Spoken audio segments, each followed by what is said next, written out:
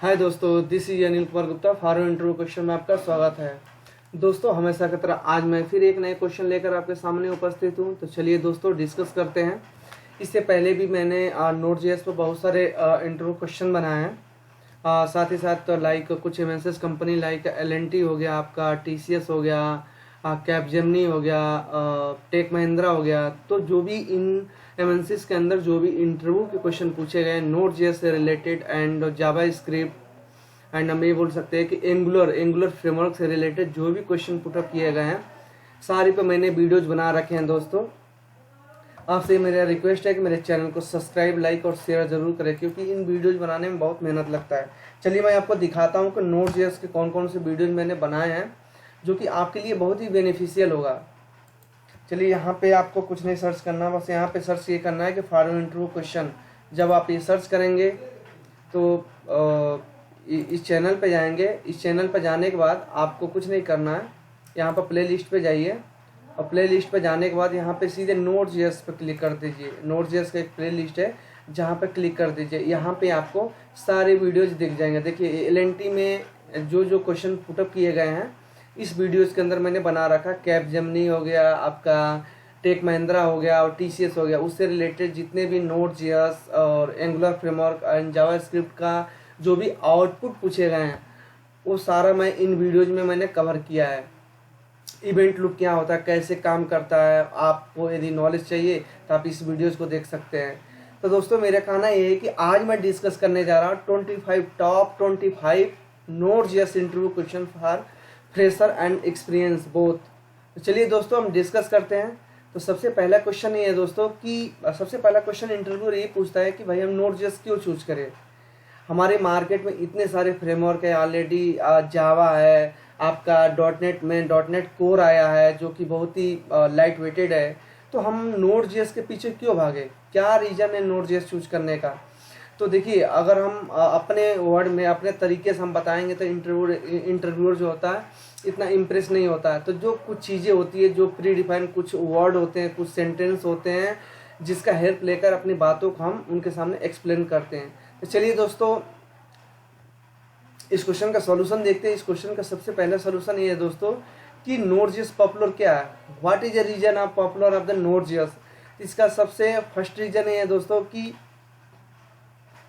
जैसे ये जो लाइब्रेरी होता है, जो नोट पैकेज मैनेजर होता है, ये क्या करता है, लार्ज अप लाइब्रेरी प्रोवाइड करता है, जिसको हम क्या कर सकते हैं एज पर रिक्वायरमेंट उसको हम इंक्लूड करते हैं, उसको एमपीएम के थ्रू हम अपने प्रोजेक्ट में डाउनलोड करते हैं और उसको हम आसानी से यूज कर सकते हैं। तो हम सबसे ये भी एक रीजन है नोट.जेएस यूज करने का। दूसरा चीज़ ये है कि हम ये चीज़ें हम अभी डिस्कस कर रहे हैं। सबसे पहले जो मुझे नॉलेज है, जो प्रैक्टिकली नॉलेज है, उसके बारे में मैं बता रहा हूँ। दूसरा चीज़ ये है दोस्तों कि जावा स्क्रिप्ट हमारी क्या क्लाइंट साइड है। तो पहले जो एप्लीकेशन बनाए जाते थे, जितने भी एप्लीकेशन पहले के बने हुए हैं, हम क्या करते हैं, अगर कोई एप्लीकेशन हम बनाते हैं तो क्लाइंट साइड कुछ चीज़ें यूज करते हैं, कुछ चीज़ें सर्वर साइड यूज करते हैं। तो क्लाइंट साइड की हम बात करें तो अगर मान लीजिए हम कोई वेबसाइट या कोई एप्लीकेशन बनाते हैं, क्लाइंट साइड हम जावा स्क्रिप्ट का यूज करते हैं, तो हमें सर्वर साइड किसी न किसी लैंग्वेज की जरूरत होगी, लाइक डॉट.नेट हो गया और जावा हो गया, अच्छा PHP हो गया, किसी न किसी सर्वर साइड लैंग्वेज की जरूरत होगी। तो इसमें क्या होता है कि जब फ्रंट एंड हमारा बैक एंड से जब कम्युनिकेट करता है तो उस केस में क्या होता है कि दोनों अलग चीज़ है, ये अलग लैंग्वेज है, ये अलग लैंग्वेज है। उस केस में क्या होता है, थोड़ा टाइम अधिक लग जाता है। ठीक है, अब नोट.जेएस क्या है, नोट.जेएस ऑलरेडी हमारा जेएस को सपोर्ट करता है। इस मीन्स ये जेएस जावा स्क्रिप्ट में ही लिखा गया है नोट.जेएस।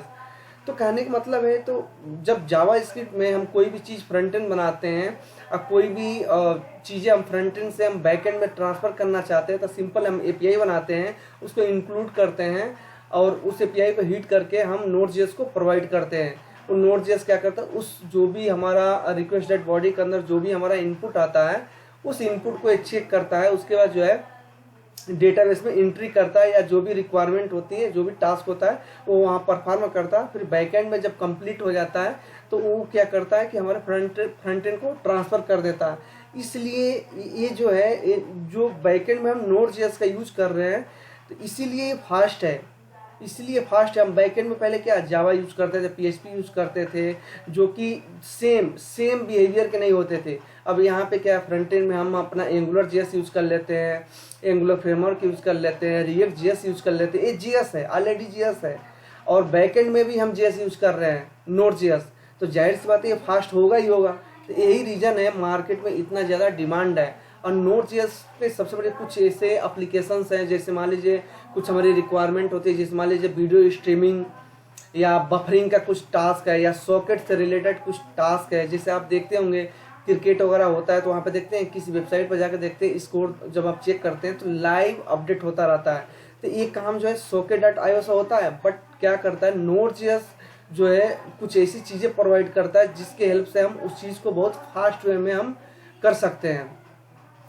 तो चलिए अब इस पॉइंट को भी हम इंटरव्यूअर को बता सकते हैं कि low barrier of entry, it means it is very easy to start Node.js। Means Node.js क्या करना, आपको इंटरनेट पर जाना, एक exe फाइल डाउनलोड करनी है, और डाउनलोड करने के बाद जो है आपको अपने सिस्टम में इंस्टॉल कर लेना है। तो इसमें ऐसा कुछ नहीं है कि मतलब यहाँ से ये चीज़ डाउनलोड करना, वहाँ से वो चीज़ डाउनलोड करना, आपको कुछ नहीं करना है।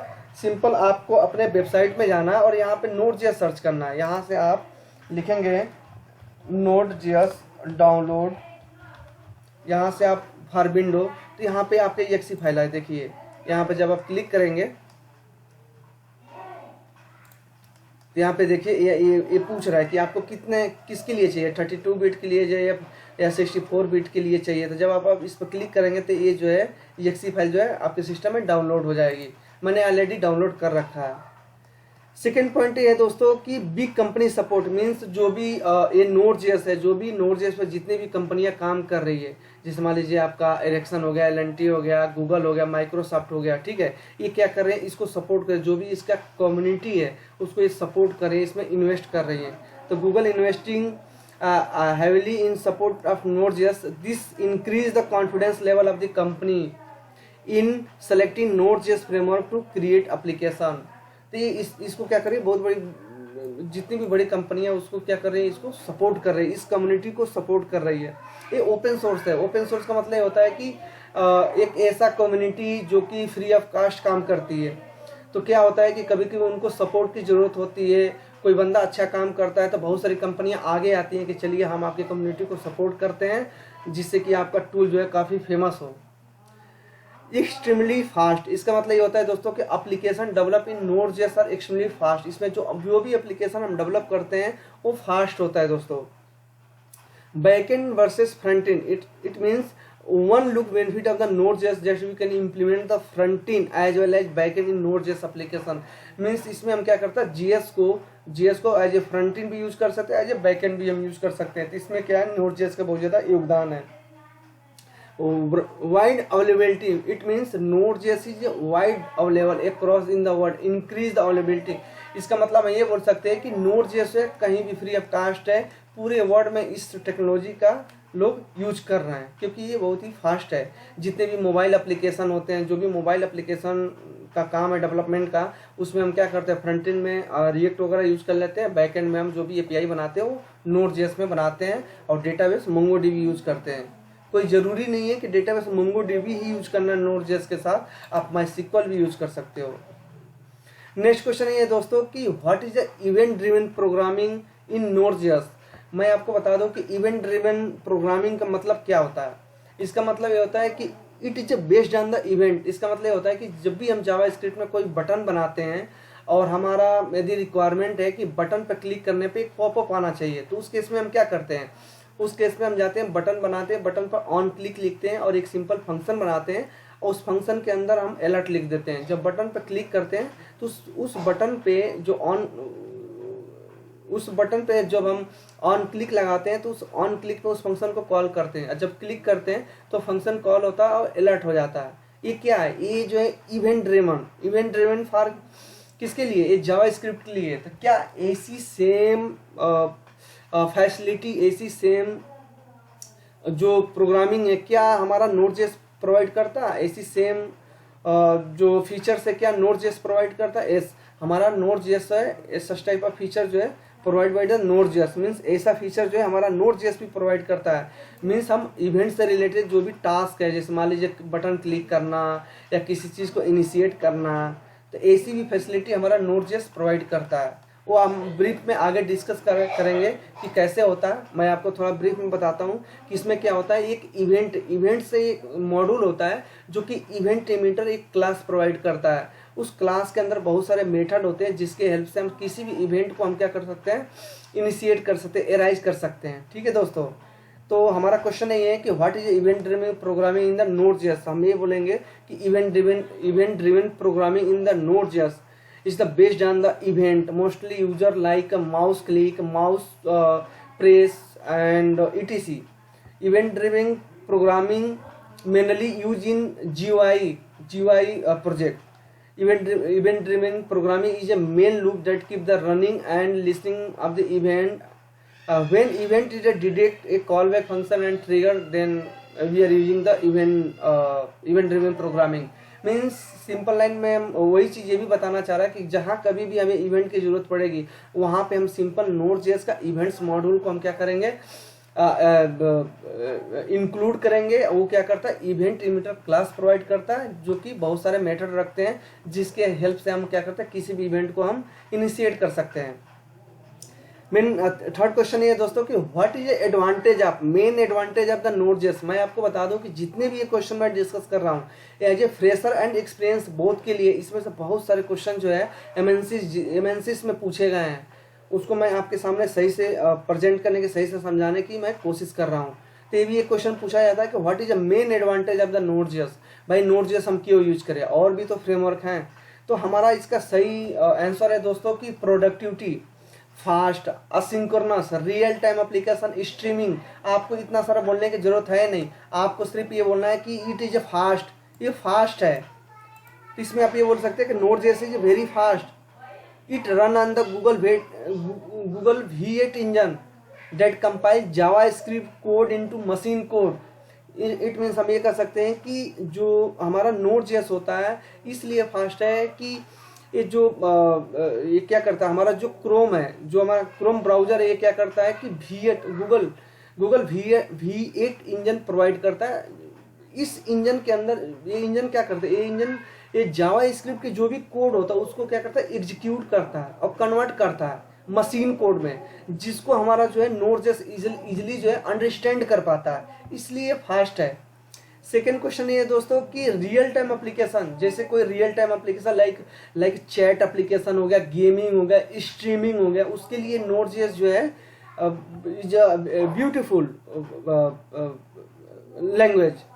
एंड थर्ड ये दोस्तों कि स्ट्रीमिंग की मैंने आपको बोल दिया कि जैसे वेब सॉकेट से कोई रिकॉर्ड लेना है, या कोई ऐसी कंपनी होती है जहाँ पे क्या होता है कि प्रोडक्शन होता रहता है और जो हमारा डेटा होता है उसको रियल टाइम दिखाना होता है, मतलब डेटा स्ट्रीम करके दिखाना होता है। तो ये फैसिलिटी जो है हम Node.js में बहुत ही बेहतरीन तरीके से कर सकते हैं। तो हमको ये बताना है दोस्तों कि ये फास्ट है, रियल टाइम एप्लीकेशन के सपोर्ट करता है। इसमें हम स्ट्रीमिंग से रिलेटेड जो भी एप्लीकेशन है रियल टाइम स्ट्रीमिंग, उसमें हम आसानी से इसमें डेवलप कर सकते हैं। ठीक है दोस्तों, नेक्स्ट क्वेश्चन ये है कि what type of application can be build by using Node.js। Node.js में किस टाइप का एप्लीकेशन को हम बिल्ड कर सकते हैं।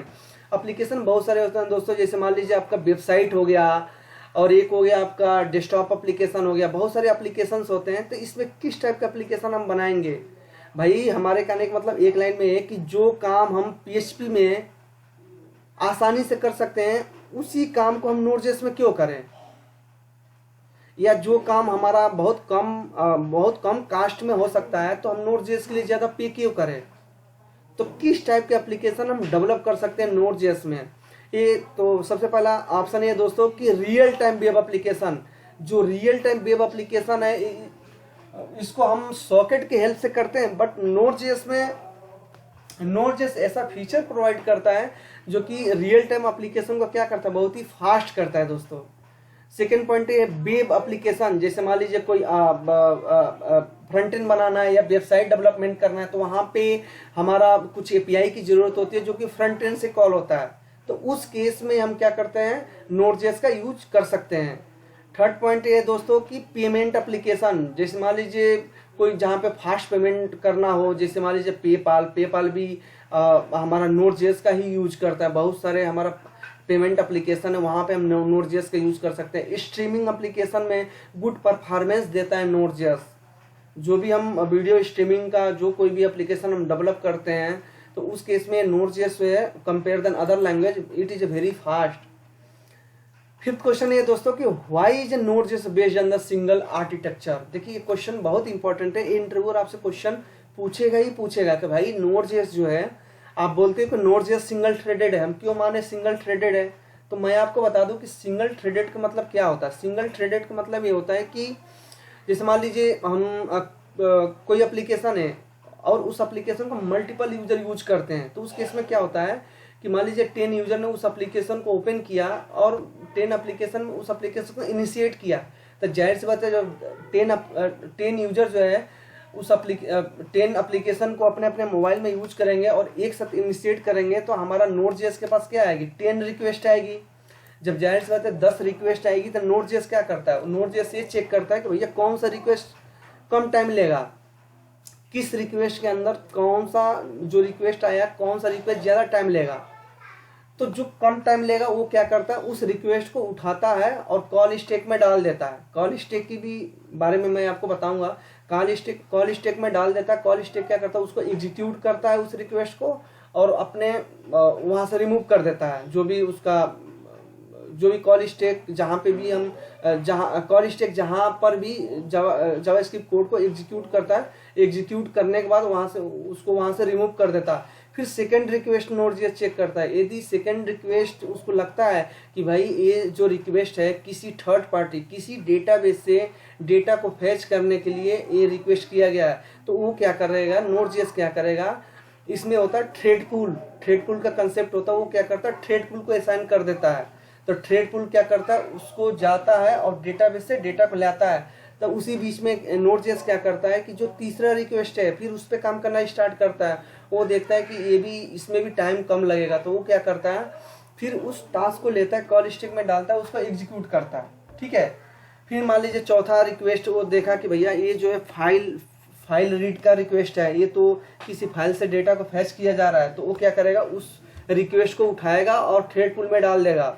ऐसे पूरा प्रोसेस चलता रहता है। तो देखिए यहाँ पे क्या हो रहा है, एक समय में एक ही काम हो रहा है। मीन्स अगर कोई उसके सामने कोई रिक्वेस्ट आया तो उसको एग्जीक्यूट किया, दूसरा रिक्वेस्ट में टाइम लगा तो किसी और के असाइन कर दिया, तब तक वो अगला बंदा काम कर रहा है। फिर तीसरा रिक्वेस्ट पे इसने काम किया, फिर चौथा रिक्वेस्ट में देखा कि ज़्यादा टाइम लग रहा है तो और फिर थ्रेड पूल को असाइन कर दिया।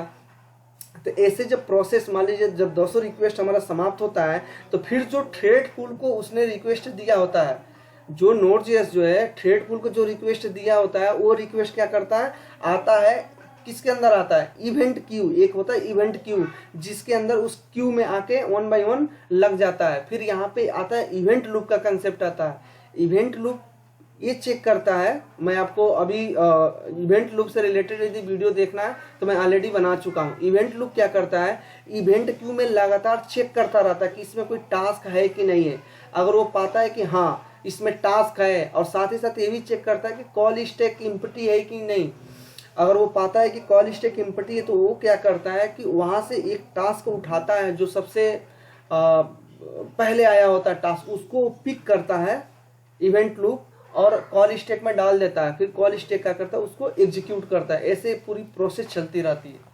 तो यही पूछा जाता है कि ये सिंगल थ्रेडेड क्यों है। तो मैं आपको बता दूं कि सिंगल थ्रेडेड तो है, लेकिन इंटरनली ये जो है मल्टी थ्रेडेड की तरह काम करता है। जो भी टास्क होते हैं, जो मल्टीपल टास्क होते हैं, जो हैवी टास्क होते हैं, उस टास्क को क्या करता है, थ्रेड पूल को दे देता है। थ्रेड पूल इंटरनली काम करता है। तो आपको ये इंटरव्यू के बताना होगा कि जो Node.js based on the single threaded but internally in background Node.js manage for heavy task, या ये बोल सकते हैं कि Node.js जो है based on the single threaded but internally Node.js using the thread pool which is manage to heavy task in which some task take a lot of time, so such type of task managed by the thread pool, ये हम बोल सकते हैं। Next question ये दोस्तों कि different type of API available in the Node.js में कितने टाइप की एपीआई होती है। तो हम ये बोल सकते हैं कि Node.js के अंदर जो होता है एक सिंक्रोनस एपीआई होती है, दूसरा होती है असिंक्रोनस एपीआई होती है। तो इसमें क्वेश्चन ये पूछा जाता है कि भाई सिंक्रोनस असिंक्रोनस से आप क्या समझते हैं। हमको कब सिंक्रोनस की जरूरत पड़ती है, कब असिंक्रोनस की जरूरत पड़ती है। तो मैं आपको बता दूं कि नोड.जेएस के अंदर जितने भी एपीआई होती है बाय डिफॉल्ट असिंक्रोनस होती है। मींस हमें जैसे मान लीजिए आपने कोई फंक्शन बनाया, उस फंक्शन के अंदर किसी दूसरे फंक्शन को आप कॉल करना चाहते हैं तो हम क्या करते हैं, उसके आगे असिंक वेट लगाते हैं, असिंक वेट का हेल्प लेते हैं और उस एपीआई को कॉल कर लेते हैं।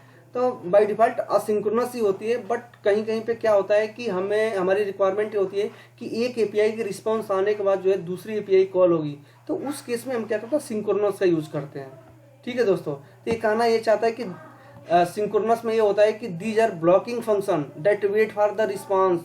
मीन्स ये बोल सकते हैं कि सिंक्रोनस में होता है कि वन फंक्शन, या ये बोल सकते हैं कि it is a wait for response and after getting the response next API will be execute. But asynchronous में क्या होता है कि इसमें जो प्रोसेसिंग होती है, जो भी हमारा टास्क होता है वो पैरेलली एग्जीक्यूट होता है। ठीक है दोस्तों, नेक्स्ट क्वेश्चन ये है, ये तो हमारा जो पहला जो सेशन था ये बेसिक था दोस्तों। ठीक है, सेकेंड इसमें आते हैं हमारा सेकेंड पार्ट। मीन्स हम ये बोल सकते हैं इसमें हमने कई पार्ट में डिवाइड किया है, तो ये सबसे फर्स्ट पार्ट मैंने डिस्कस किया दोस्तों। अब चलते हैं सेकेंड पार्ट पे।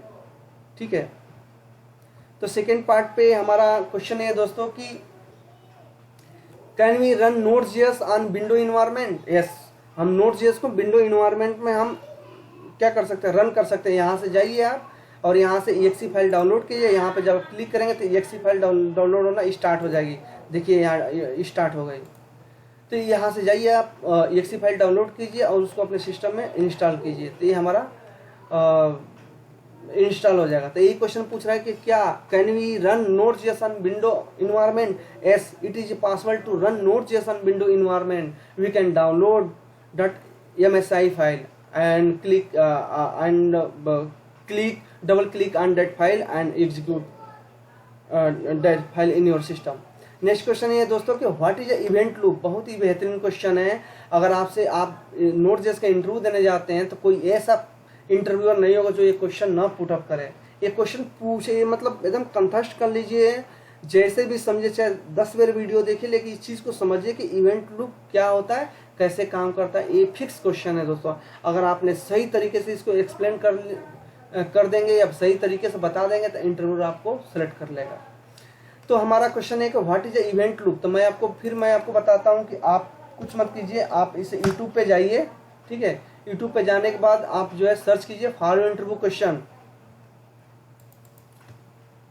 देखिए फॉर इंटरव्यू क्वेश्चन जब आप सर्च करेंगे यहाँ पे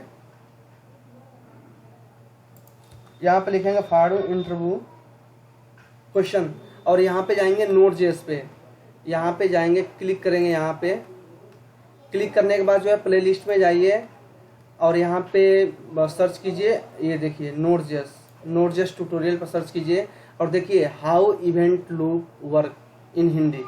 तो कहने का मतलब है कि इस वीडियो को देखिए, आपको समझ में आ जाएगा कि इवेंट लूप कैसे काम करता है। नेक्स्ट क्वेश्चन ये है दोस्तों कि what is the disadvantage of the Node JS. ये क्वेश्चन तो हमसे बहुत बार पूछा गया है कि भाई नोड.जेएस का एडवांटेज तो आपने बता दिया, डिसएडवांटेज क्या है, क्या दिक्कतें होती है। तो मैं आपको बता दूं जो मैंने फेस किया है कि इसमें जो भी हम कुछ लाइब्रेरी, इसमें जो नोड.जेएस जो भी लाइब्रेरी प्रोवाइड करता है, जो भी नोड पैकेज मैनेजर हम अपने सिस्टम में डालते हैं, तो ये क्या करते हैं, इसमें जो लाइब्रेरी की जो मात्रा है या हम बोल सकते हैं जो लाइब्रेरी है वो ज़्यादा नहीं है, मतलब कम है कंपेयर देन अदर लैंग्वेज। ठीक है, तो ये हम बोल सकते हैं कि ये भी एक नोड.जेएस की डिसएडवांटेज है। ठीक है, call back some synchronous application event driven call back mechanism is not suitable. Means ये होता है कभी कभी क्या होता है कि आप जब हैवी नोड.जेएस का एप्लीकेशन जब बनाएंगे तो उस केस में क्या होगा कि कभी कभी आपकी एपीआई जो है, आपने कोड सही लिखा है फिर भी आपकी एपीआई जो है फेल होगी। तो कहीं ना कहीं ये हमेशा नहीं होता, कभी कभार होता है जहाँ पे बहुत ज़्यादा वर्कलोड हो, जहाँ पे कुछ ऐसी जहाँ पे सिंक्रोनस और असिंक्रोनस दोनों को मैनेज करना, वहाँ पे प्रॉब्लम आती है दोस्तों। थर्ड क्वेश्चन है कि still it is difficult to find one common place with complete document of the Node JS. Node JS का डॉक्यूमेंटेशन भी बहुत सारी एक सीक्वेंस नहीं है। आप नोड.जेएस का डॉक्यूमेंटेशन सर्च करेंगे तो वो फुली कंप्लीटेड डॉक्यूमेंट नहीं है, कहीं पे कुछ है कहीं पे कुछ है, ये हम बोल सकते हैं।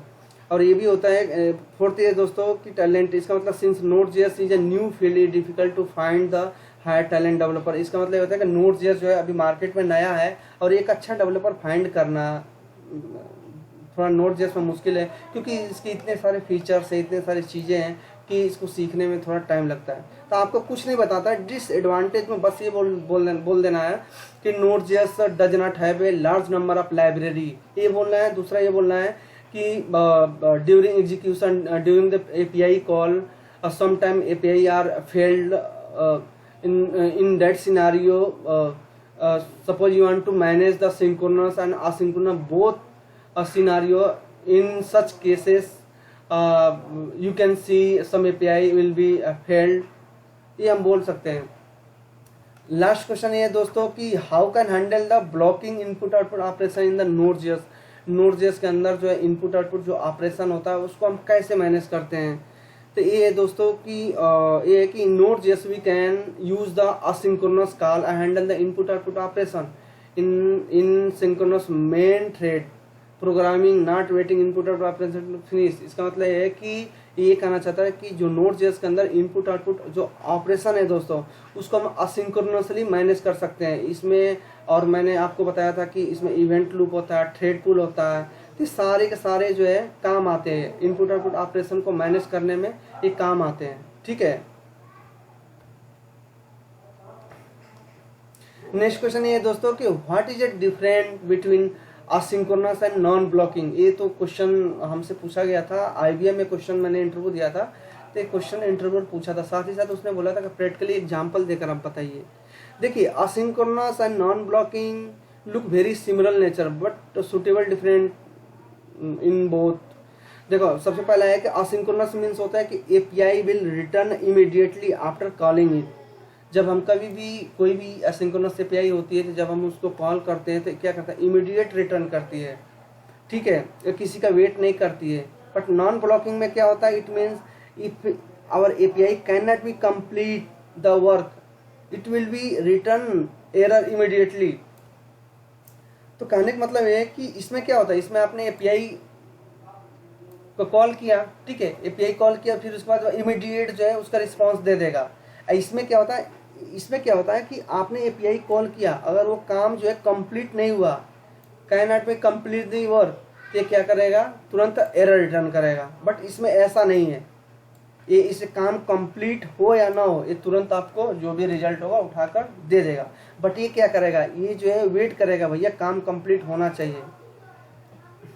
और देखिए, इसमें ये दिया है कि it is based on the success, it is based on the response success of error we can decide you want to make another call on same API। तो जो भी हमारा रिस्पॉन्स आता है तो हम देखते हैं कि यदि फेल्ड हो गया तब उसमें क्या करते हैं, उस API को हम दोबारा कॉल करते हैं। ठीक है दोस्तों, तो आपसे कोई पूछे कि असिंक्रोनस और नॉन ब्लॉकिंग में मेन डिफरेंस क्या है, तो हम ये बता सकते हैं कि असिंक्रोनस मीन्स होता है कि that our API will be return immediately after calling it. In the background it will be start the process to fulfill the request, and once that process is complete then our work is done, but our main thread does not wait for process to complete। जो main thread होता है वो क्या करता है, wait नहीं करेगा कि भैया प्रोसेस कंप्लीट हो तब जाके मैं सेकेंड प्रोसेस एग्जीक्यूट करूंगा। बट इसमें क्या होता है, नॉन ब्लॉकिंग में क्या होता है कि एक प्रोसेस जब कंप्लीट हो जाता है तभी दूसरे प्रोसेस पे ध्यान देता है, अदरवाइज ये क्या करता है, ये जो है एरर रिटर्न कर देता है। नेक्स्ट क्वेश्चन ये है दोस्तों कि what is the difference between Node.js और Ajax। ये भी आप देखते होंगे कि जो Ajax होता है असिंक्रोनस जावास्क्रिप्ट एंड XML होता है। मीन्स हम क्या करते हैं, कोई भी हम वेबसाइट बनाते हैं, अगर मान लीजिए किसी यूजर की इंफॉर्मेशन है, उसमें सिर्फ ईमेल आईडी हमारा अपडेट करना है, हमको हमारी रिक्वायरमेंट है, तो वहाँ पे हम क्या करते हैं, सिंपल Ajax कॉल करते हैं और ये Ajax के थ्रू सिर्फ उसी एरिया को हम रिफ्रेश करते हैं और उसको आसानी से अपडेट कर देते हैं। तो जो Ajax होता है हमारा एक क्लाइंट साइड होता है। हम ये बोल सकते हैं कि Ajax जो होता है, Ajax is simply asynchronous JavaScript and XML, it is a client side technology. But Node.js जो होता है it is a server side technology and implement in JavaScript. ये भी बोल सकते हैं कि जो Ajax होता है it is mainly use for asynchronous handling the web page and refresh request, like Facebook हो गया, जीमेल हो गया, used to Ajax to implement the dynamically loading page but इसमें क्या होता है, it is use for developing enterprise application. Like कोई भी इंटरप्राइज एप्लीकेशन बना सकते हैं। जैसे मान लीजिए आपका इंटरप्राइज का मतलब ये होता है कि जैसे मतलब बैंकिंग की वेबसाइट हो गई, कोई हमारा टूल हो गया, तो वहाँ पे हम Node.js का हम यूज़ करते हैं। मेन डिफरेंस यही है कि ये क्लाइंट साइड होता है, सर्वर साइड होता है। हम किसी पेज के किसी पोर्शन को रिफ्रेश करना है या चेंज करना है तो वहाँ पे हम एजेक्स का यूज़ करते हैं, फ्रंट एंड यूज होता है, और Node.js साइड हमारा बैक एंड यूज होता है, इंटरप्राइज एप्लीकेशन के लिए यूज करते हैं हम। Correct. What is the difference between Node.js and AngularJS, ये भी क्वेश्चन पूछा जाता है। तो मैं आपको बता दूं कि दोनों ही JS हैं। जो AngularJS होता है ये हमारा फ्रंट एंड के लिए यूज होता है। तो ये बोल सकते हैं कि AngularJS क्या होता है, AngularJS is a web framework that is implement in JavaScript. It is use to build front end web application with most powerful back end support. ठीक है। और ये क्या होता है, Node.js is a platform to create the server side application. Means जो AngularJS होता है ये वेब फ्रेमवर्क को डेवलप करने के लिए यूज होता है, जो कि जावास्क्रिप्ट में लिखा हुआ है। ठीक है। और ये जो Node.js होता है ये इट इज यूज टू या it is a platform to create the server side application. ये हम बोल सकते हैं, सिंपल एक लाइन में ये बोल सकते हैं कि सर्वर साइड एप्लीकेशन क्रिएट करने के लिए यूज होता है, और ये जो है फ्रंट एंड या वेब डेवलपमेंट या वेबसाइट डेवलपमेंट के लिए फ्रंट एंड के लिए यूज होता है। ठीक है। अब चलते हैं दोस्तों कि ये वीडियो लंबा हो गया। आपसे रिक्वेस्ट है, अगर मेरे चैनल को सब्सक्राइब, लाइक और शेयर नहीं किया है तो कृपया मेरे चैनल को सब्सक्राइब, लाइक, शेयर जरूर कर ले दोस्तों। ये वीडियो लंबा हो जाएगा। मैं नेक्स्ट वीडियो में जो भी हमारे Node.js के बच्चे क्वेश्चन है उसके नेक्स्ट वीडियो में मैं डिस्कस करूंगा। तो आज के लिए बस इतना ही दोस्तों, बाय बाय।